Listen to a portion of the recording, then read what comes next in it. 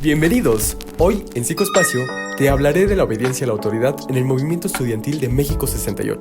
Bien, ¿qué es la obediencia a la autoridad? La obediencia a la autoridad nació de la pregunta que Milgram tenía al raíz del Holocausto. Quería saber si los sujetos son capaces de torturar y asesinar si se les da la orden. Entonces, podemos entender la obediencia a la autoridad como aquella tendencia de los sujetos a complacer a otras personas que ostentan un nivel de autoridad. Veamos entonces qué sucedió en el movimiento estudiantil de 1968 en México. Comenzó el 22 y 23 de julio con una pelea entre estudiantes de la Vocacional 2 y 5 del IPN y la preparatoria Isaac Ochoa Terena de la UNAM, ubicada en la Plaza de la Ciudadela. Un grupo de granaderos intervino brutalmente y estos persiguieron a los estudiantes hasta sus planteles. Posteriormente, el 26 de julio, estudiantes del IPN organizaron una marcha para protestar por la violencia contra los estudiantes y la actitud de la policía. Esta marcha coincidió con las movilizaciones de algunos alumnos de la UNAM y organizaciones similares. El 30 de julio se creó el Consejo Nacional de Huelga y se desconoció a la Federación Nacional de Estudiantes Técnicos, pues se les consideraba una institución traicionera, fraudulenta y que recibía subsidios por parte del gobierno. Además, se realizó el pliego petitorio que constó de 6 puntos. El 2 de octubre se planeó una movilización de la Plaza de las Tres Culturas al casco de Santo Tomás. Diferentes contingentes de estudiantes fueron llegando a Tlatelolco, en el que realizaron un mitin con la presencia de entre 300 y 600,000 personas.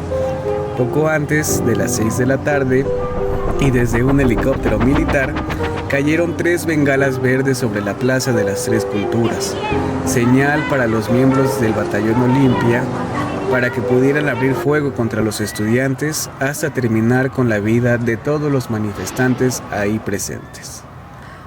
Casi de inmediato, sin otro aviso más que el ruidero de las botas, sin prevenir o intentar algún tipo de diálogo, entraron miles de soldados a la plaza. El propósito de la incursión militar era precisa.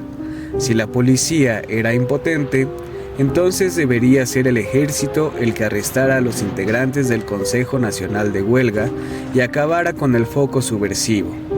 Entonces, desde el edificio Chihuahua y otros edificios aledaños, se posicionaron francotiradores e iniciaron el tiroteo. Entonces, ¿en dónde encontramos la obediencia a la autoridad en este movimiento?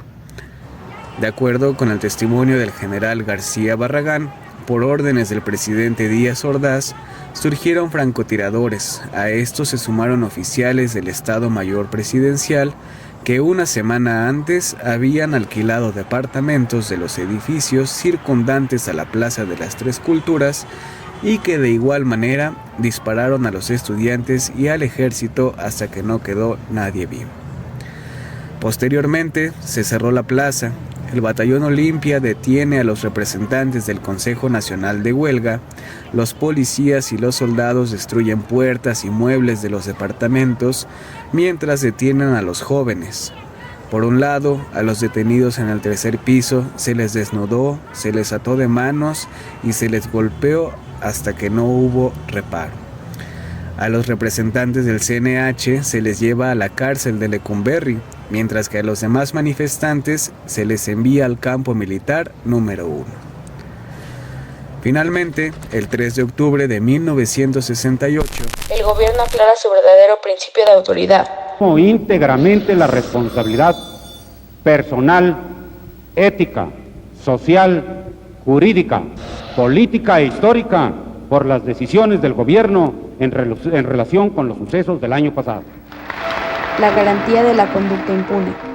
La censura avasalla a los medios informativos. Hay intimidaciones, sobornos y amenazas. Se insiste en lo adecuado del correctivo para la violencia subversiva. Los agentes judiciales decomisan fotos en los periódicos y los films de que tienen noticia. El gobierno autoritario de Gustavo Díaz Ordaz es invencible. Ha matado a sangre fría y le ha ocultado ventajosamente los hechos a la opinión pública.